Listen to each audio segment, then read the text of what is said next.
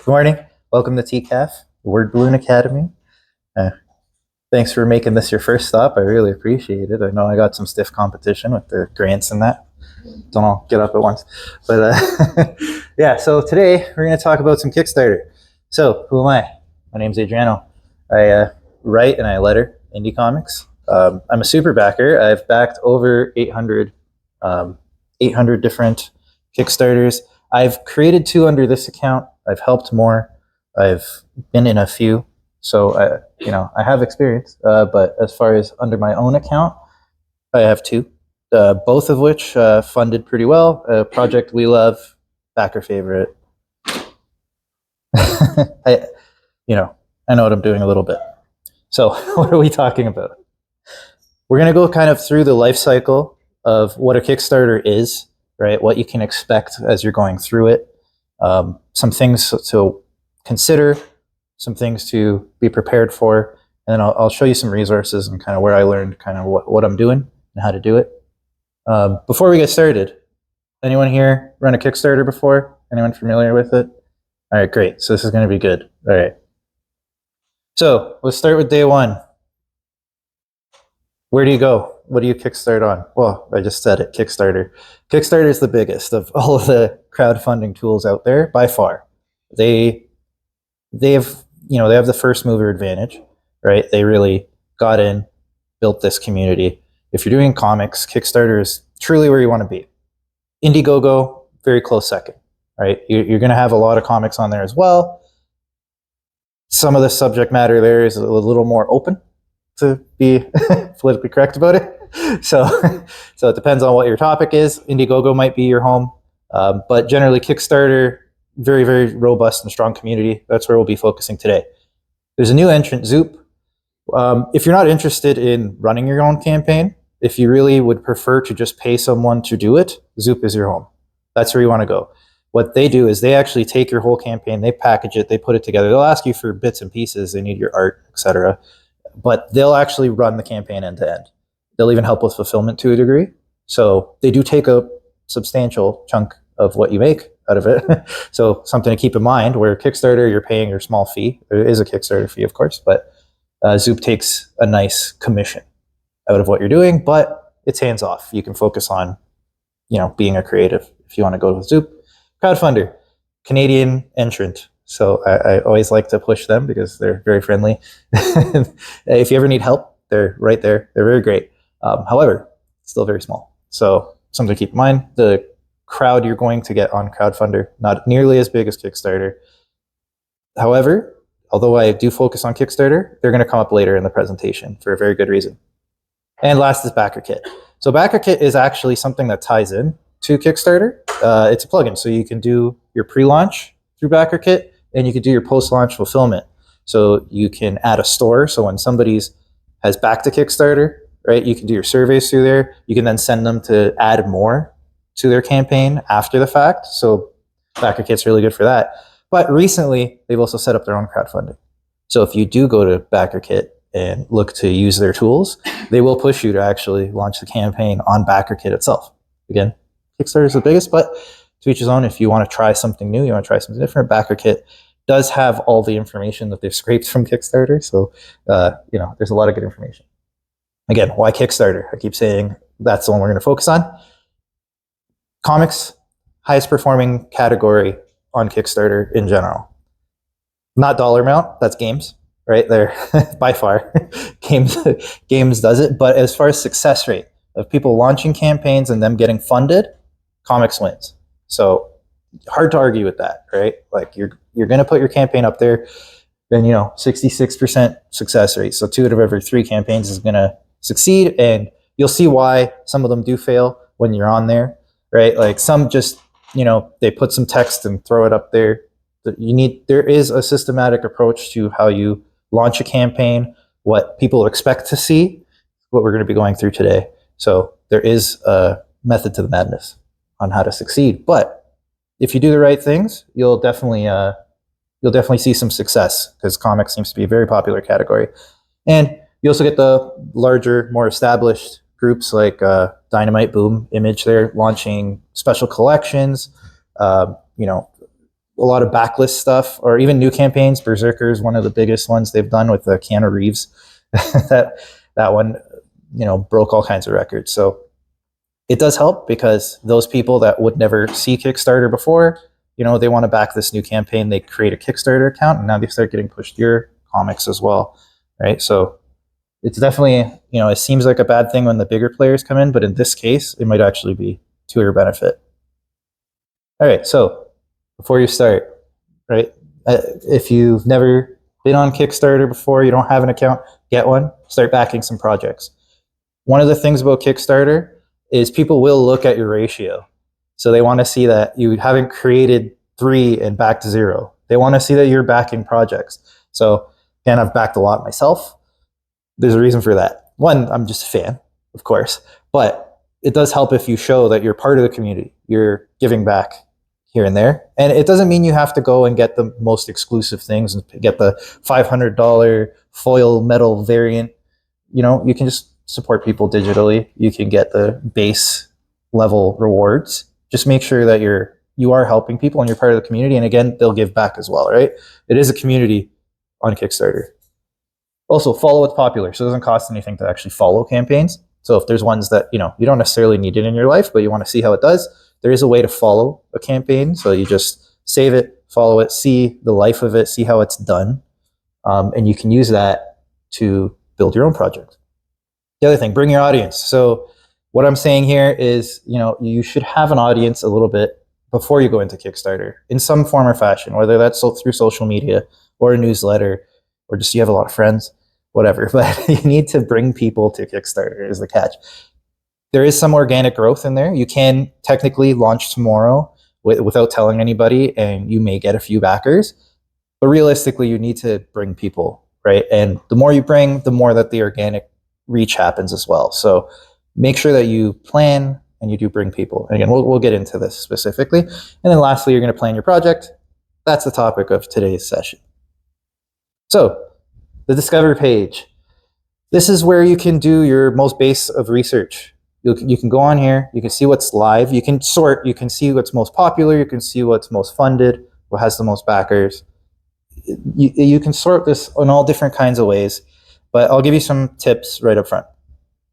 Romance, sci-fi, westerns, slice of life, and horror all do well on Kickstarter. I say romance because it's more like NSFW stuff, right? So that tends to do very well on Kickstarter.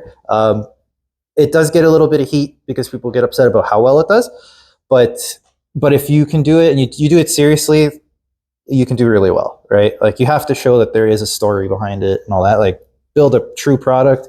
It'll do gangbusters on Kickstarter. So well worth looking into if that's your topic. The downside, your superhero comics, they don't tend to do very well. There are successes. There's a lot of success stories that you can find of superhero comics. Doesn't mean you can't do it, but the hill's a little steeper for you to do well there, right? It's just not the market for it because now you're competing with, the big two, and typically to create an indie comic, you're doubling, tripling the price of what a issue of Batman would cost. So keep that in mind. That's your competition. So Kickstarter is not always the home for it. Again, if you have something unique, you have something really good, you can definitely make your money on it and you can find your audience. But again, a lot steeper hill. Same goes for crime. Some fantasy, again, it depends on how deep into fantasy you go. And again, there's an exception. None of this is a hard and fast rule. Everything is done well in some form. It's just how high do you want the difficulty to be, right? And then the workaround, mixed genres. That seems to be one of the easiest ways. You want to do your fantasy book, make it, fantasy crossed with whatever, right? And that your fantasy Western is a popular one that just came out. It's a Western with dragons, right? And it did very well, right? So keep that kind of thing in mind. There's a good way that you can cross your audiences and take a popular one and take the one you really want to work on, and you'll at least, build that audience and then hopefully bring them along with you. So the other tool that you can track, totally free, KickTrack. So this is a ranking tool, and what it does is every day it'll scrape Kickstarter, build out charts, build out all kinds of things. You can just go straight to Kickstarter, or if you have Google Chrome, there might be a Firefox extension as well. you can install it and it'll actually give you the charts directly on the Kickstarter page. So you can see how many comments they're getting, how many backers per day, how much funding, and what the expected trends are. So, their day one, how they did this much, what's the expected based on that trend. So KickTrack's a really great tool if you want to see not only your own campaign and how you're performing, but how other campaigns are performing. It's all public, so it really helps you in building that research. So your audience, I mentioned social media, newsletter, and then your friends, family, whoever else you can find, your enemies. Grab whoever you can. It's social media. I do have a warning for that. It's not anything new. You guys all know it's a time suck, right? So be careful. Don't get into arguments. Don't get into whatever.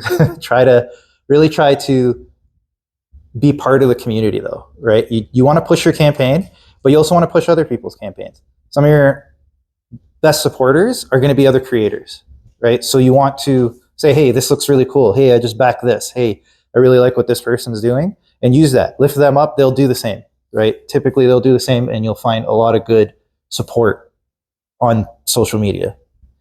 Again, a little bit of filtering to do, a little bit of avoiding this and that, but still well worth it. Surprisingly, my best performing social media is X. Unfortunately, still X. I said X. It's Twitter, right? Yeah, and yeah, it's not my favorite, but that's where a lot of the indie comics community still is. So just be very liberal with your block button or your mute button, and it becomes a lot nicer to be on. Newsletter. If you haven't built that, start today. You don't have to be terribly frequent. You can do it every 2 months and just say, hey, this is what I'm up to. Right? You can go every day. I don't recommend that, but I do it twice a month myself. But definitely newsletter. These are people who are interested in you, right? They're signing up to your newsletter because they're interested in you. It's easy to follow somebody on social media. It's a commitment when they do it with a newsletter.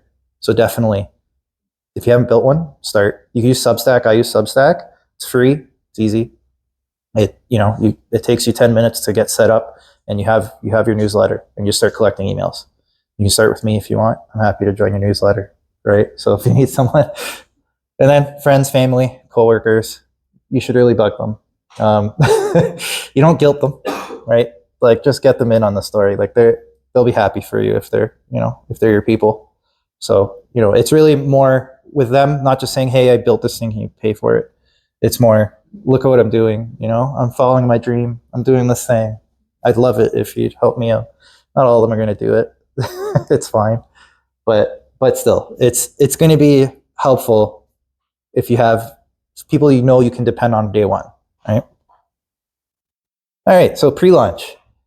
There's 2 methods to this. This is actually a campaign that I'm doing, starting next week. You're going to see a lot of previews actually for it today. There's a Kickstarter pre-launch page. This is a blind collection of emails. So if somebody hits notify, you'll see your number tick up as to how many followers you have. You have no idea who clicked that, though. They have to tell you effectively. Even when your campaign launches, you don't know who clicked that button. What this does, though, it'll send an email to everybody. Hey, this campaign just launched. Now's your time, right? And there, as I mentioned before about following campaigns, whoever clicks this is following this campaign until they unfollow it. So right to the last day of the campaign, they will be following. So very important to have a pre-launch page. So if you have a teaser image, 16:9 image ready, get it up, right? That's what I would recommend. Kickstarter actually recommends, against what I just said, they want you to do it 2 to 3 weeks. The way they see it is it's more of an eventized thing. They want you to basically do everything in rapid succession, right? 2 weeks, and then it's a big event when you launch 2 weeks later, because their concern is somebody clicks the button and forgets. And if you do it within 2 weeks, maybe they'll remember who you are. Different schools of thought there. I think they forget as soon as they click, to be fair, until the email comes. So 2 weeks, 2 months, you can go up to 6 months. People have done 6 months with their pre-launch page. Really depends, but it's very important to get that number as high as possible before you launch, because day one, very important, right, in the scheme of things. And we'll get into specifically why. So there's a workaround to this. I mentioned BackerKit. So there's a tool called BackerKit Launch. So the reason this is important is because it actually collects the emails. So it creates a pre-launch page for you. Well, you create it. And when people click here, it actually grabs their emails and creates a mailing list and then sends them to your Kickstarter page to then hit that follow button again. So you're not losing anything. You're actually just collecting information. You know who there is and who's involved. So it's a very good tool. However, it comes at a cost, right? $100 US right now. That might change overnight, right? But there is a bit of a cost, but if you're doing your pre-launch and you want to know who's following, very good tool. And then the other piece is if you're launching a second campaign, a third campaign, a fourth campaign, it actually scrapes your previous campaigns, grabs everyone from them, and then sends this pre-launch to them. So it does a lot of the legwork for you up front. All right. So you've done all your day one prep. Now we're going to look at building the actual page. And we're going to do it by stealing what works. Go to these other campaigns. Look at how they've been built, right? See what resonates. See what doesn't make sense to you, right? See what you flip past and don't even really look at and what catches your eye. Make notes, copy it, do the same thing, all right? Pretty straightforward. There's a lot on comics pages. Again, a lot of what applies to comics doesn't apply to the rest of Kickstarter and crowdfunding. They usually tell you don't put too much on your page, put a lot of video, put yourself using the thing. That it makes sense for technology, right? But I don't think anybody wants a video of you reading your own book. So don't worry about it. But yeah, keep that in mind. So in comics pages tend to be longer, but that's because the market wants to see what they're buying. So they want to see preview pages. They want to see the creators, right? So don't be afraid if your page is too long. It's to your benefit at a point. But the order does matter as well, right? You want your preview pages up front, so you really grab them. You don't want to tell them, a long text story. It's comics readers. They want to see the art. Just keep that in mind. Then when we're talking about preview pages, right? Ideally, you have completed pages like this one on the right. You don't want to necessarily just throw up whatever you got and say, oh yeah, it'll be done when you give me money, right? Like you want to show them what they're getting, a completely colored, lettered, finished page. Show them this is what's going to be in the book. This is what you're getting, right? It comes for a couple of reasons. One, shows that you're professional and you can actually finish something, right? Two, it gives them a sense of your writing style, right? It gives them a sense of your art style because this is what they're getting, right? Where the page on the left, though it does give you a sense of how things will look and how things are paced, maybe my lettering is terrible. Maybe people, right, won't be able to read it when it comes. You want to basically give people up front, like, this is going to look nice, don't worry. Here's some pages to prove it, right? And it gives them an actual preview of the story of saying, like, this is what we're here for, right? So, all right, so the rewards. There's a thing with Kickstarter and the difference between mobile and desktop. The desktop setup is very well spaced out. You build your whole campaign on the desktop, and then most of your backers are going to be on mobile, right? 2/3 of them probably on mobile. So you have to consider how it plays out on mobile. One of the biggest things is the rewards don't show up on mobile at all. They actually have to click the back your project button, and then they can see it. And that's, although it's not a commitment at that point, if you're dealing with somebody who's a little new to it, they don't know that, right? Back your project sounds like you're checking out. But that's just for you to see the rewards. So the workaround, make it part of your page, right? You add the rewards to your page so that they can scroll down and they can see, what can I back before actually having to back it, right? It takes a little bit of that friction out, and then hopefully they still hit that button. That button doesn't go away at the bottom, that back this project. So you're good there. But yeah, no rewards page right now. So keep that in mind. The other thing, so when we're talking about rewards, if you're talking about physical comics, you got to ship them, right? So there's 3 ways to handle that. You can do all-in pricing. So that's, this comic is $20. It's coming to you for free. Like, shipping is free, rather. It's not free. You packaged it, but it sounds better when you say it's free, right? So keep that in mind. Kickstarter checkout, that's the most common. So Kickstarter does have a tool where you can break down the shipping per country, right? When they go to back, it'll say, hey, so you're from Canada, this is a $10 comic, and it's $20 to ship it to you. So that's the downside of doing that. It does upset a handful of people where they go to actually check out and they find out cost just doubled, sometimes tripled if you're from here. right? Happens a lot. We get nailed at the shipping quite often. So if you want to take that surprise out, all in is usually a good way to do it. And then the last, so this is more creator focused, post campaign. So if you're using a tool like BackerKit, BackerKit will allow you to actually collect the shipping after the fact. Why would you do that? Because sometimes the shipping rates change on you. So whatever you put into Kickstarter, or whatever you factored in on your all-in pricing, 2 months ago when you launched your campaign, and now you've printed it and it's in front of you, and now you want to start sending it out and you realize everything just went up $2 per package, that protects you.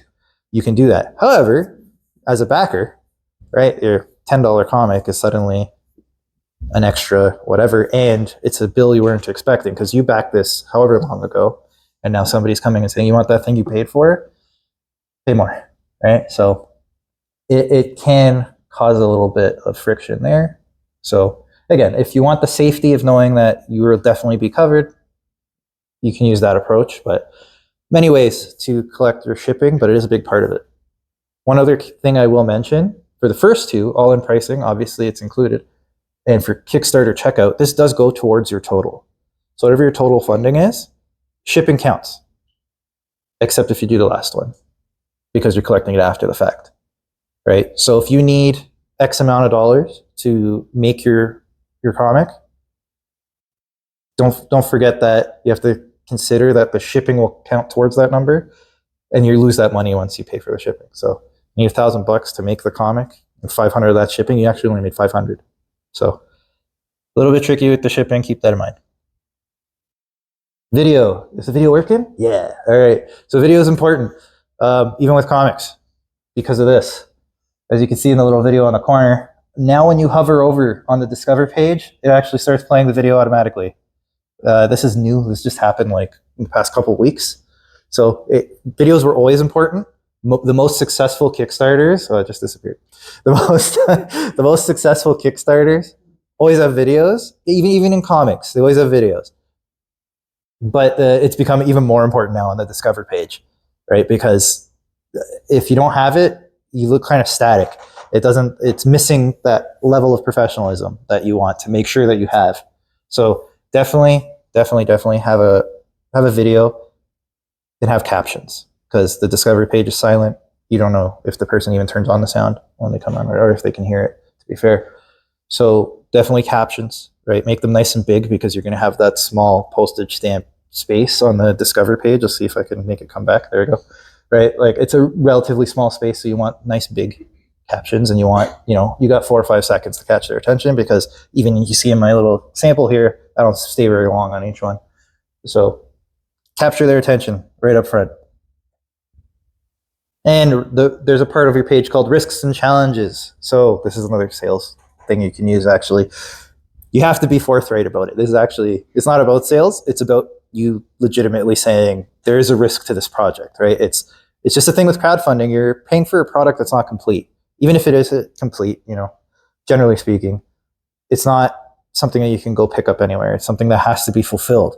So you use this risks and challenges pages to quell any of those worries, to say, hey, I have experience, or I have experience in this other field, whatever. Use this to sell yourself, to say, yes, it's a risk that the printer doesn't print right, but I know how to deal with that, right? We are going to get you this product. I have experience building comics. I have experience fulfilling and shipping.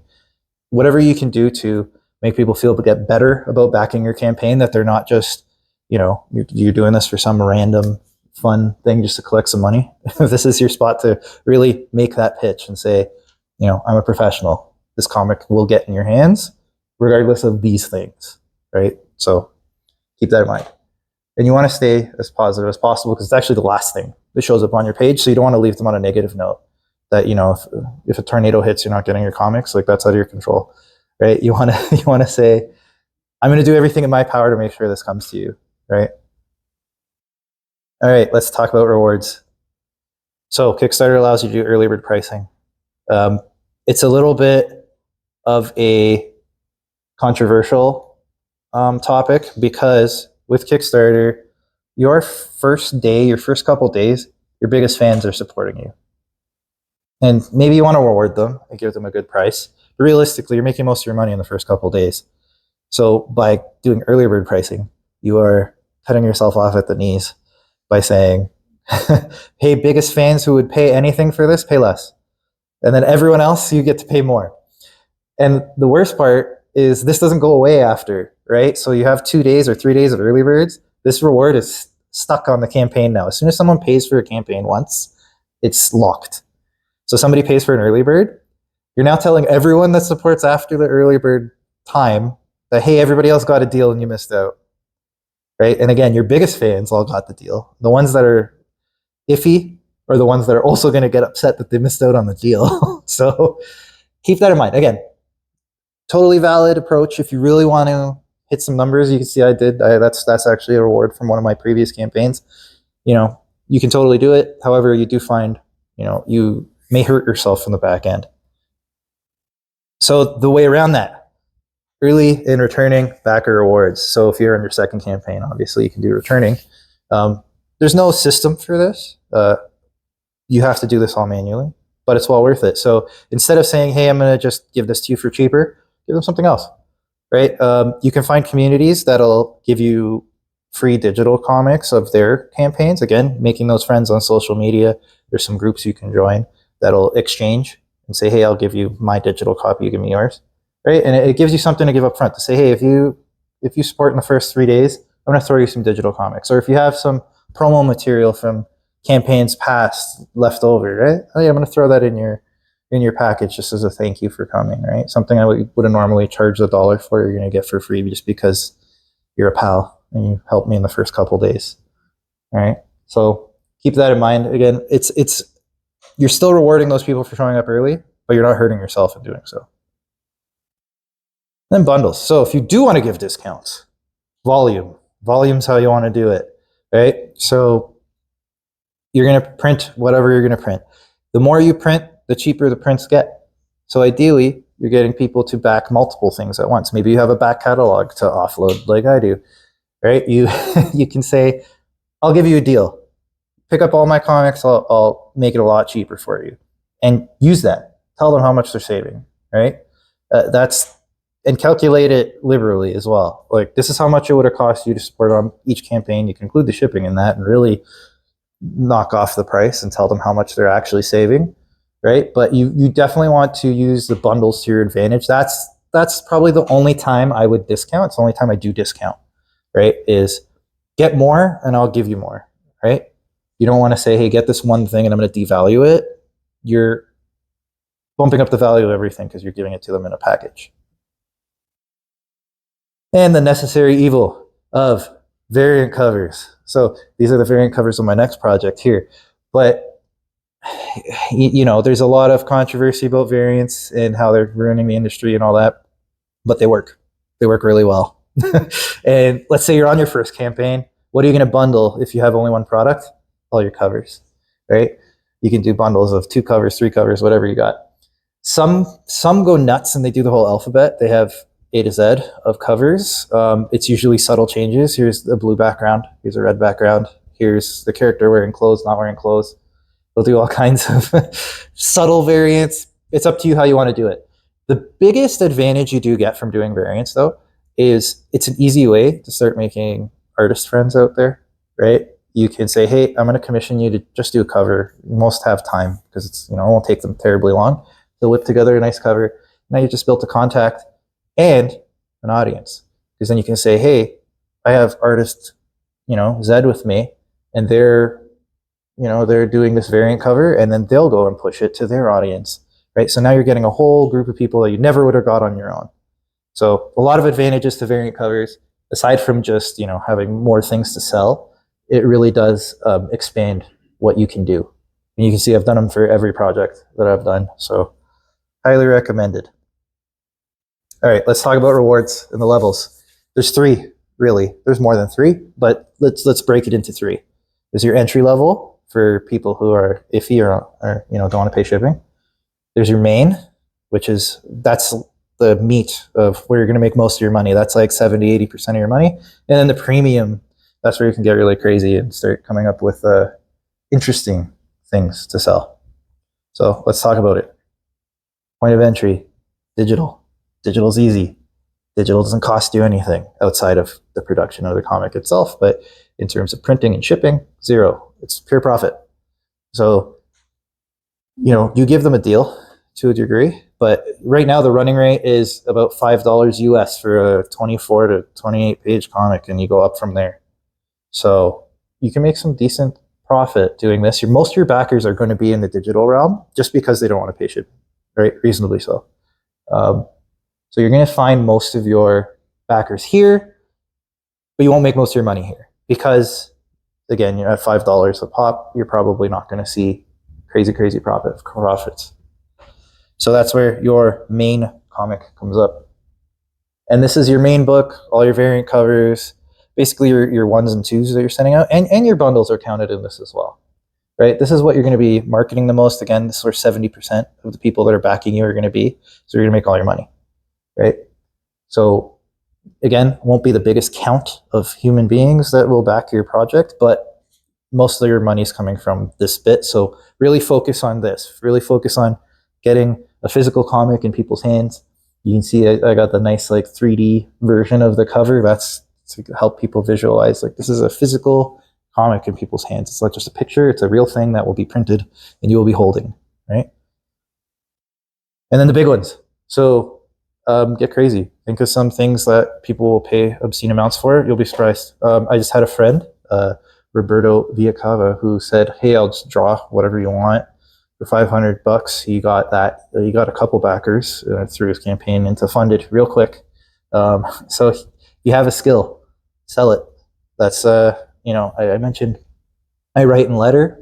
So I offer that as a service, and then I'll throw you a comic too while we're there, right? So we can work together. I'll grade your, I'll letter your comic. But some people will go, they have a CGC account. They'll grade their own comics and sell a graded version of their comic. If you're an artist, draw some stuff, right? Offer to draw them into the comic. Offer to draw something on commission. All kinds of ways to do it. So just get creative. Think of what you offer.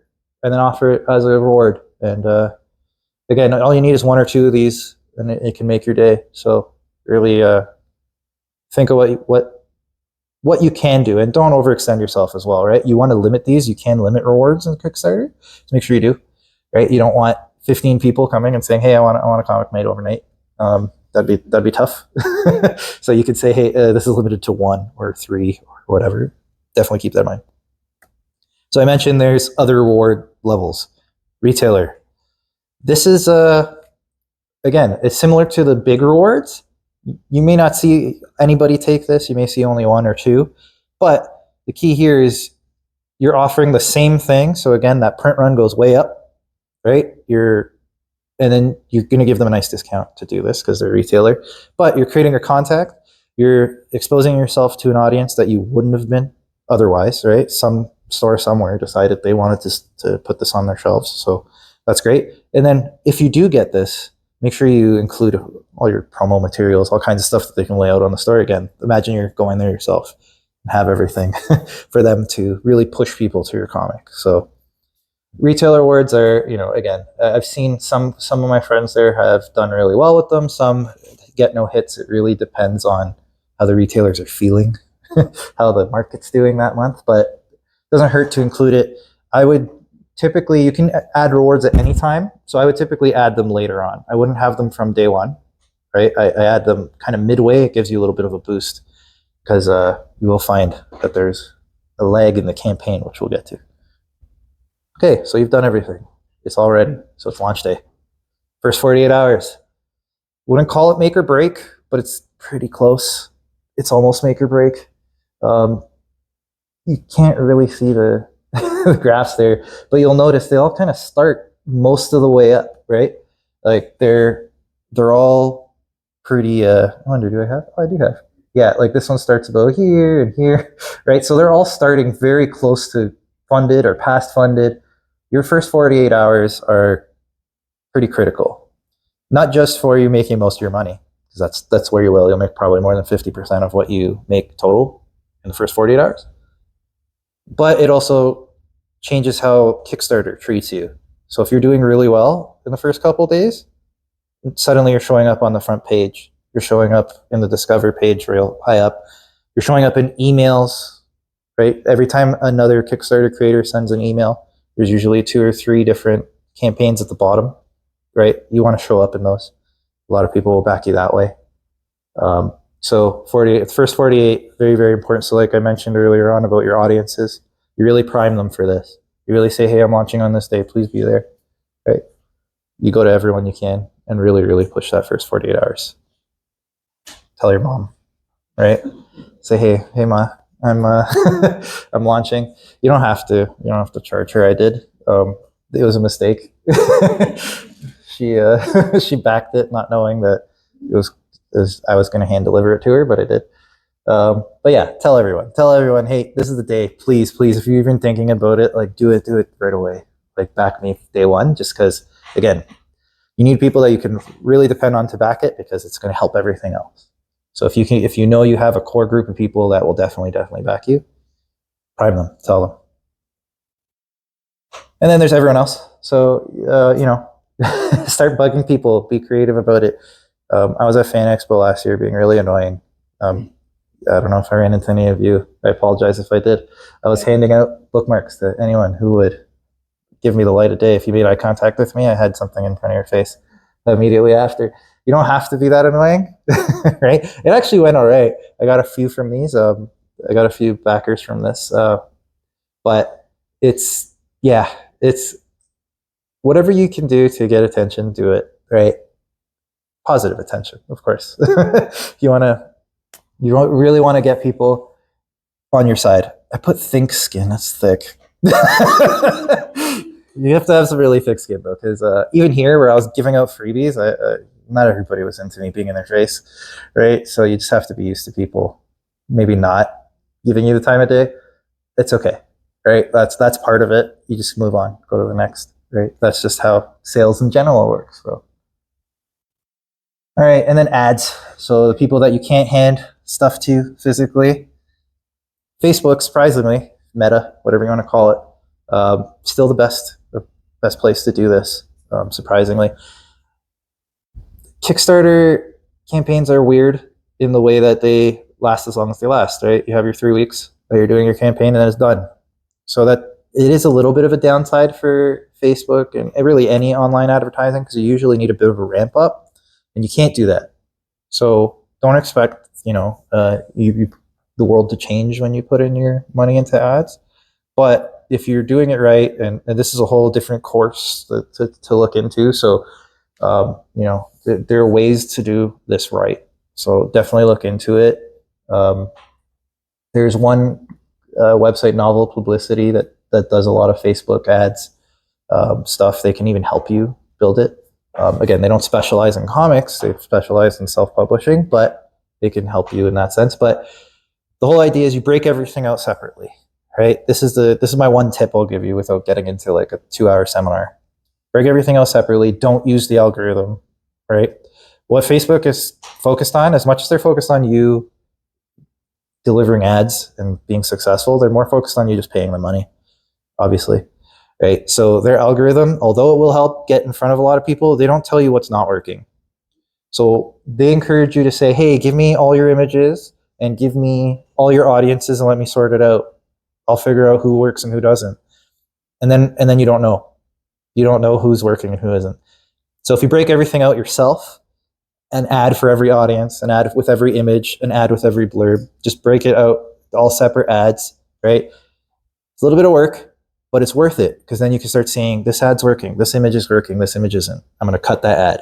And then you start saving you money too, right? Because you can see what's performing and what isn't, and cut the stuff that isn't real quick, right? You do need to leave things for a couple of days to make sure that they hit their markets, but be liberal with the cutting of the ads. And you can't do that if you use they'll really push you for their advantage audience, which is an audience they build based on your followers. Again, if you have tastes outside of comics, they'll use that, which maybe it doesn't help you sell your comic because you're interested in ponies, and people who like ponies don't like comics, maybe, right? So definitely keep that in mind. You want to build it yourself and you want to be able to control it, because that's how you're going to find the most success with these ads. And don't even bother with Twitter. Don't even bother with the ads specifically. So there's a few catches to Twitter ads now. You don't know that your campaign will even show. So I've tried them. I paid for this stupid check as well. It does require you to get a blue check in order to even deliver ads, which is why I have it. And it doesn't. Don't waste your money. It doesn't do anything for you. I saw no real gains from doing the ads, nor the blue check.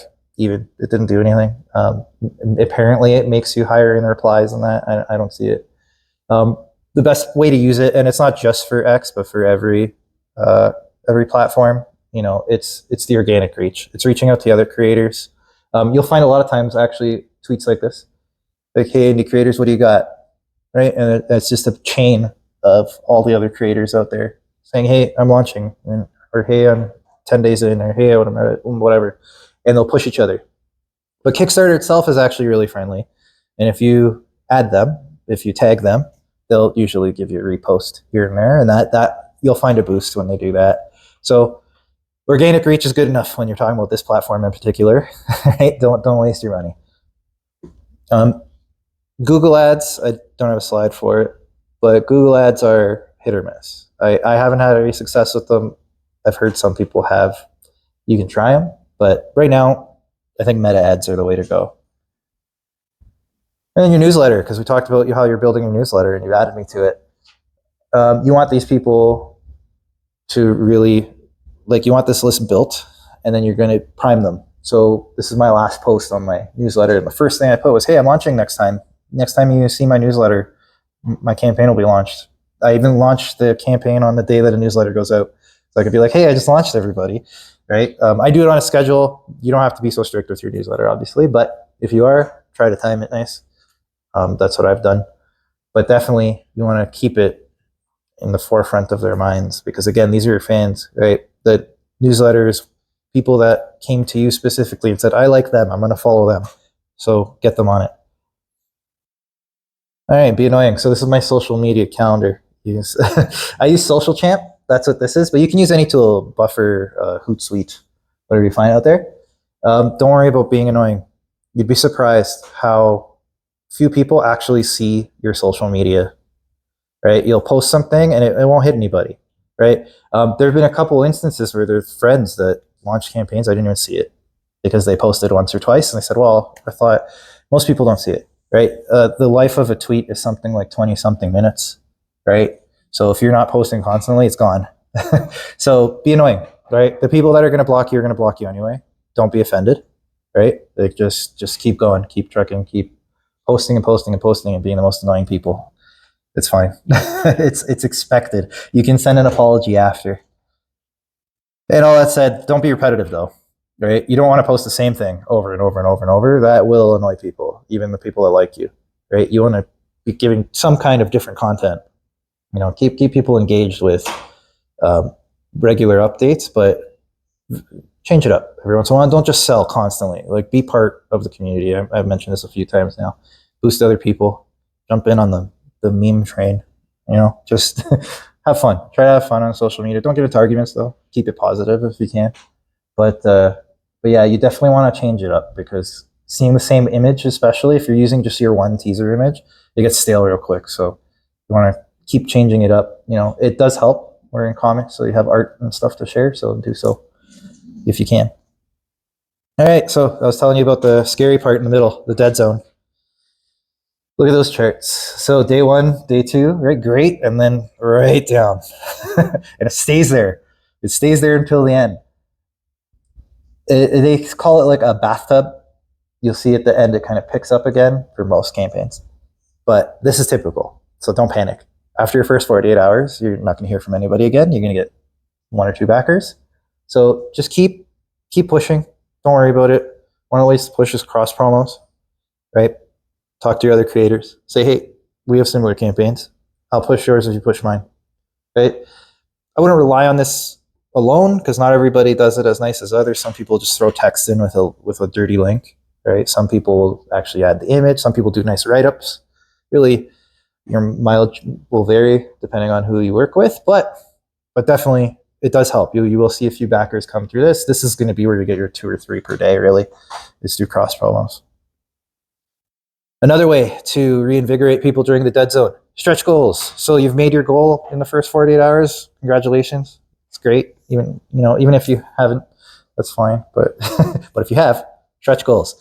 Once you've funded, it's everybody who wants the comics is going to get it, but you want more people. You don't want to just hit your number and that's it. So stretch goals is something to create a artificial next step, right?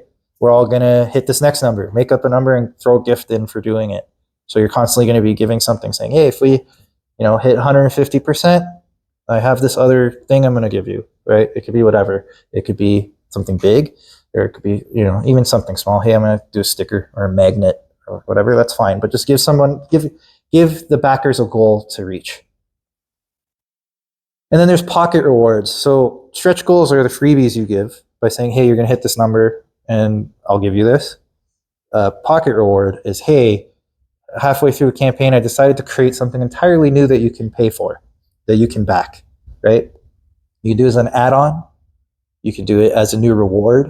You can say, hey, I just connected with this, very popular artist and I have a new cover. So if you want the new cover, let me know.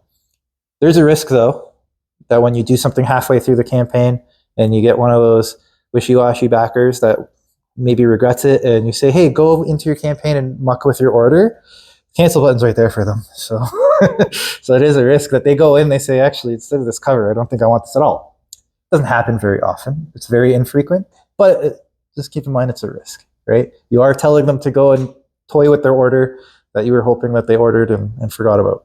And you're telling them, actually, go take a look again. So keep that in mind. And then the other piece, get on anything you can during your campaign, right? Podcasts and live streams and host panels like this. Do everything you can to get out there and really, really talk to people. You're talking about podcasts and things, like you're not going to see huge bumps, but the whole idea is you put your face out there over and over and over and you start becoming a common name. And then maybe the next campaign, they'll be, oh, I heard that person on so-and-so podcast. I like them. And really, for you to get on these podcasts, you have to have something. So this is your time. So don't wait until mid-campaign to schedule it. Most folks won't have time for you. If you wait till then, you have to do it a little bit ahead of your campaign, but do have plans. Like I've got podcasts coming out every week with different hosts for this very reason, right? That one's on May 22nd. That one's pretty cool. But but yeah, so definitely try to get on places, get your name out there, tell people what's going on. And now you're through the dead zone and you're in the last 48 hours.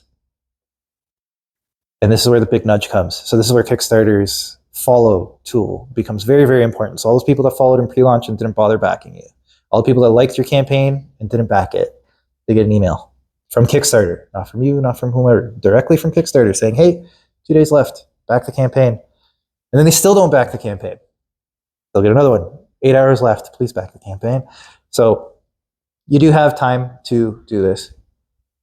And then if you're on BackerKit, they actually recommend doing it as well. So for the in-between time, between the 48 and 8, you can send another email through BackerKit. Hey, 1 day left, we're almost done. Hey, a couple hours left, please go back it, right? So this is really your last chance to make your money. So definitely, you push in the last 48 hours.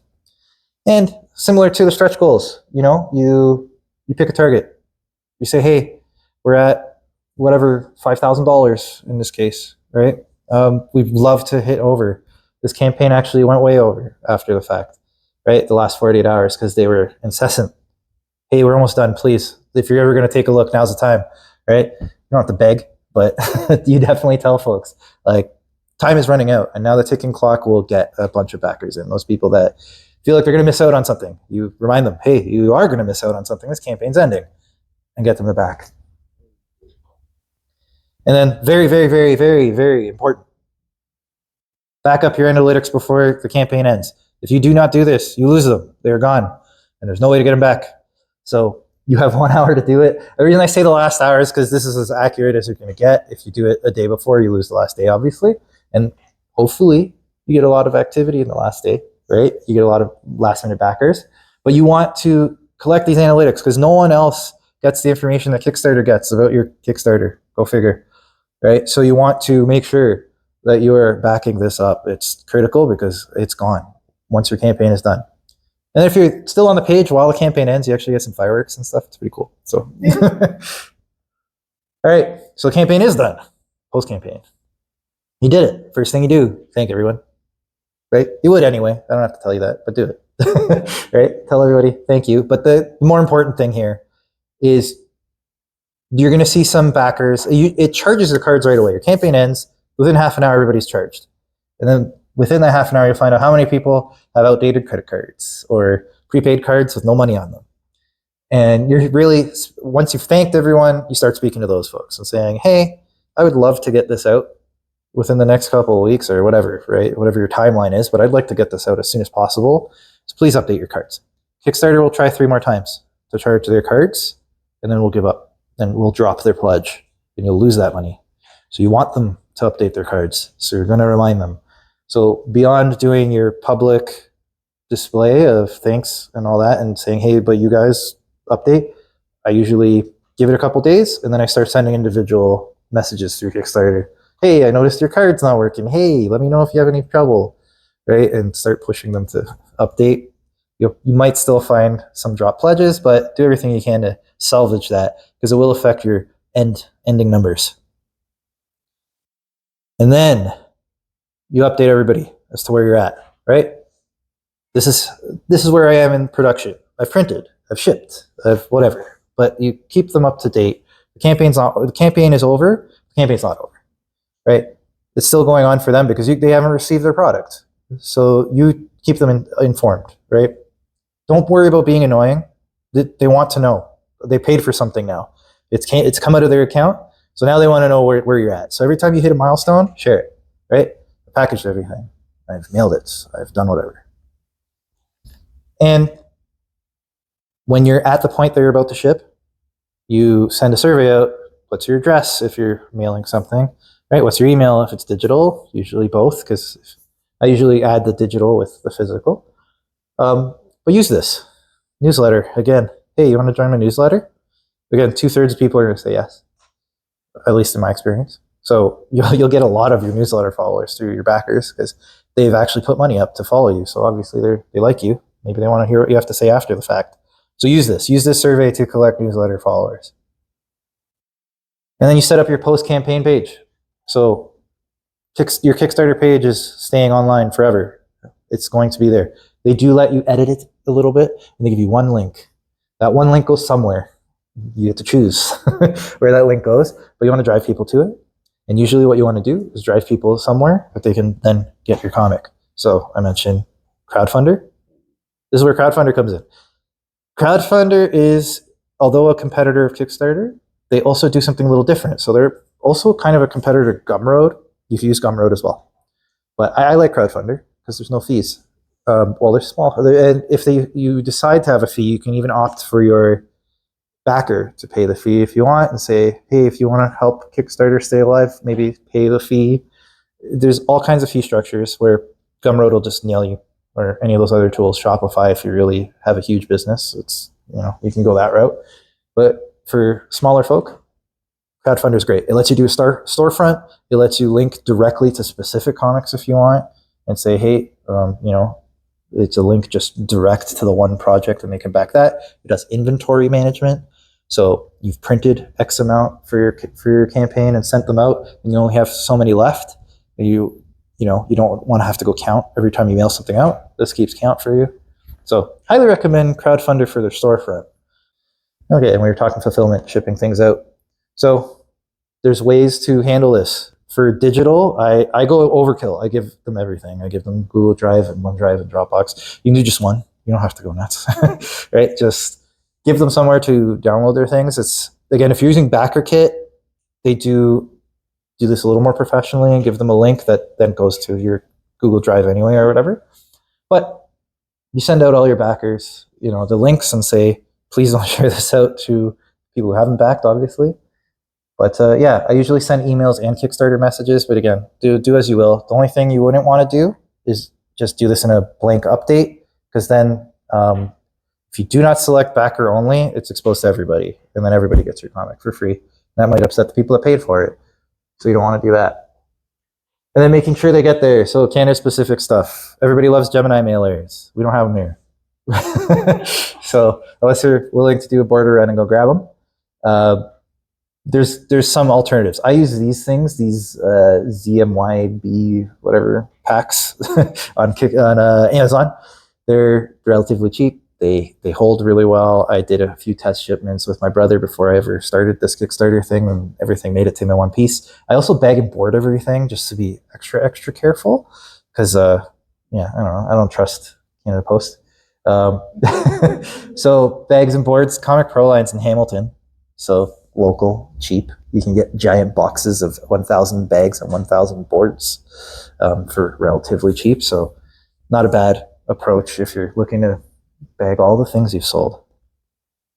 And then huge tip. Shipping. Shipping is a pain. It's terribly expensive. But if you use one of these two services, you will save a ton.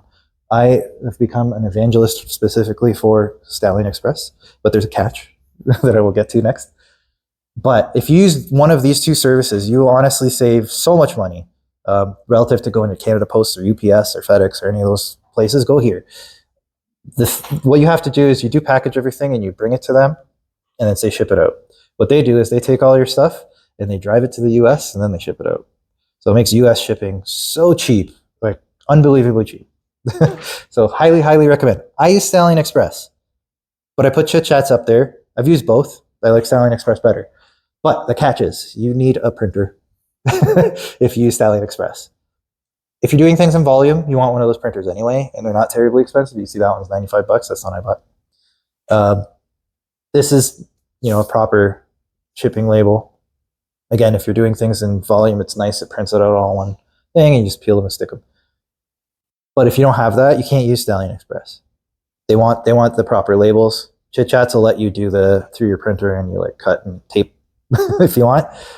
And the prices are relatively comparable, right? But you do save more. And when you start doing things in volume, an extra $1 here, an extra $1 there, it adds up. So worth getting one of those printers, especially if you're in this for the long haul. If you're doing more than one campaign, that's going to pay itself off in no time. And then the most important thing and the last step is you track everything on Kickstarter. Once you've shipped everything, you go on Kickstarter and you say, hey, I shipped it. Why is this important? Because you are only allowed to start your next campaign once you've shipped everything. If you do not fulfill, you do not get to play again. So make sure that you update it and say, hey, I'm done. And this is just saying that it's left your door. So you don't have to wait for it to hit every door out there. Right? Again, if you want the person to come back, you definitely want to make sure that things are going well. And those two tools, Stallion Express and Chit Chats, do have tools to track all the shipping and where things are at.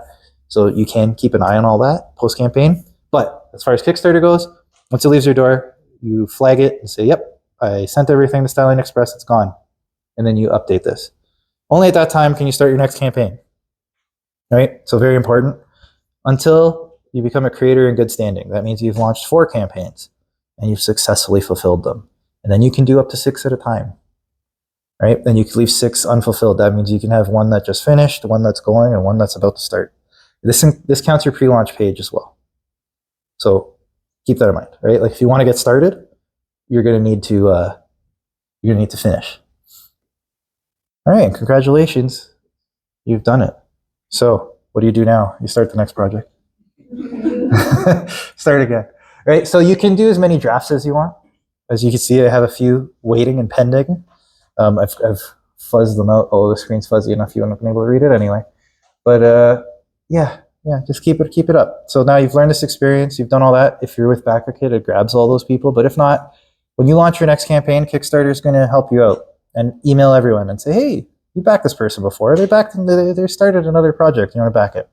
So as you continue and as you do more in Kickstarter, you'll find things get more and more, you'll do better and better over time because you're building an audience and they come with you from campaign to campaign. So definitely keep it up. And real quick, because we're right at 10. Some resources. So I've learned a lot from these places. The last one's me. I didn't learn anything from me. But the rest, highly recommend. Travis Gibb, I did his little tweet there at the beginning of every month. He invites people to his Discord, and his Discord is full of friendly people like myself who are happy to help you. They will look at your campaign. They will help you with ads. They will look at your comic even and criticize it if you want. Very friendly. Pat Shand is a dynamo on Kickstarter. If you look at any of his campaigns, 6 figures regularly, and he's very accessible. You can bug him. You can ask him questions. Very friendly. Matt Garvey. I know I'm going from the bottom up. Matt Garvey has a lot of YouTube videos that help really break down the specifics. Go here, click this. Go here, do this. It's all on YouTube, so it's free. But if you really want to get into it and you really want to get some interesting knowledge, Comics Launch, they have a podcast. It's been around forever. So a lot of backlog of podcasts to listen to. Plus, if you join his group, which is about $1,000 US, so not cheap, you do get access to a bunch of creators and a bunch of resources and tools and things. I am a part of that group. It is well worth it. It's steep though. It's I understand if not everybody could do it. So the podcast does share a lot of the information he's shared in his course, but yeah, it's hard. Most of the people who have done really well on Kickstarter are part of that course, so it's hard to compete with that because you're getting access to all these people as well. But yeah, some good resources. But other than that, I am done. So thank you very much. I appreciate it. Thank you.